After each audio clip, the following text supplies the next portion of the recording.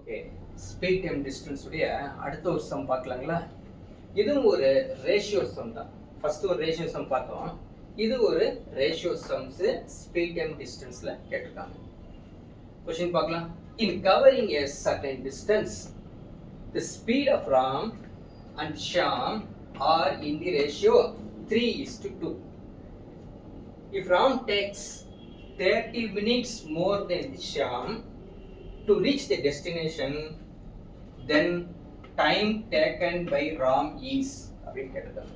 So Tamil இது கேள்வி, ஒரு குறிப்பிட்ட தூரத்தை ராம் மற்றும் சாம் எடுத்துக்கொண்டுள்ள வேகத்தின் விகிதங்கள், அது விகிதம் இல்லையா, 3:2.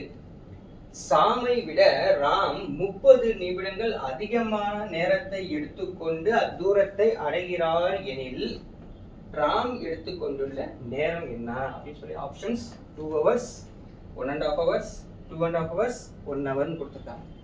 30 செகண்ட்ல ஆன்சர் கொடுத்துருக்காங்க. ஒண்ணுமே கிடையாது பாருங்க. இந்த ரேஷியோக்கான டிஃபரன்ஸ் எவ்வளவு? ஒரு ரேஷியோக்கு இந்த 30 போட்டுக்குங்க. ஓகேங்களா? ஸோ ஒரு ரேஷியோக்கு 30னா கேட்டிருக்கிறது இது ராம், இது ஷியாம். அப்போ 3 ரேஷியோக்கு என்ன இருக்கும்? 90 minutes. 90 minutes என்னது? 1.5 hour is the right answer. So இந்த கொஸ்டின்ஸ் 2 கொஸ்டின்ஸ் உங்களுக்கு ரொம்ப யூஸ்ஃபுல்லாக இருக்கும். எக்ஸாமில் அடிக்கடி கேட்டிருக்காங்க.